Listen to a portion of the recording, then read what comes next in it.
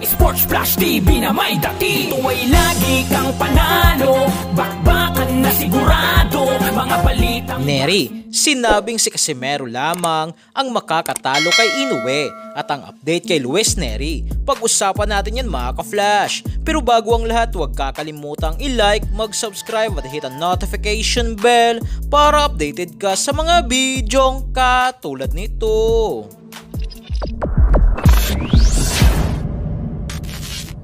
Matapos nga pong malasap ni former 2 Division World Champion Luis Pantera Nery ang kanyang ikalawang pagkatalo sa kanyang boxing career nang matalo via technical knockout sa round 6 kontra kay pound for pound ranked number 1 sa buong mundo at kasalukuyang undisputed world champion sa super bantamweight division na sina Naoya Inoue, ay nagbigay nga po ito ngayon ng update na kung saan namamaalam na ito sa super bantamweight division at aakyat na ito sa 126 pounds featherweight division, na sa bagong division na ito ay susubukan naman ni Nery na maging kampiyon o maging 3 division world champion. Kaya sa mga nagre-request na gustong mapanood ang bakbakang Casimero versus Nery, dahil sa ito ang isa sa pinaka-the best opponent para kay Nery pagdating sa style ng pakikipaglaban, ay malabo na muna ito na mangyari sa ngayon dahil sa sinabi na mismo ni Nery na iiwan na nito ang 122 pounds division habang si Casimero ay nagpapatuloy ang pangarap sa nasabing division na maging kampiyon at makalaban ang The Monster ng Japan, maliban na lamang kung aakyat na lang si Casimero sa 126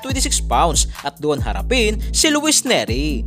Habang sa kabilang balita naman nga po mga ka-flash, sinabi nga mismo ulit ngayon ng dating trainer ni Casimero na si Nonoy Nery na naniniwala ito na si Casimero lamang ang nag-iisang fighter o boksingero na makakatalo kay Naoya Inoue. Malakas nga raw sumuntok si Casimero, matapang at agresibong fighter na itong estilo na pakikipaglaban ang talagang magpapahirap nga raw kay Inoue, katulad na lamang kay Luis Nery na napabagsak pa si Inoue sa round 1 na ikinagulat ng buong mundo na kung matamaan pala sa panga, unang solidong suntok si Inoue ay babagsak agad ito at may posibilidad na hindi na makatayo. Pero kung mahina lamang ang patama katulad kay Nery ay makakabangon pa rin ito, at idagdag mo pa na kinulang nga po si Nery sa follow-up upang tapusin ang laban sa round 1. Sa ngayon nga po ay still wala pa rin nakatakdang laban si 3 Division World Champion Angas ng Pinas, General Cuadro alas Casimero,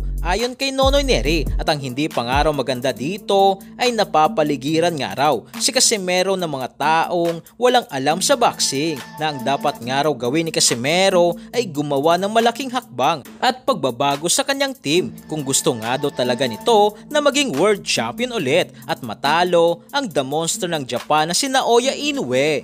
So yan lang para sa ating balitang boxing. Ano ba ang masasabi nyo tungkol dito? Para sa inyong komento at reaksyon ay komento niyan sa baba. Hanggang sa muli, ito ang The Sports Flash TV.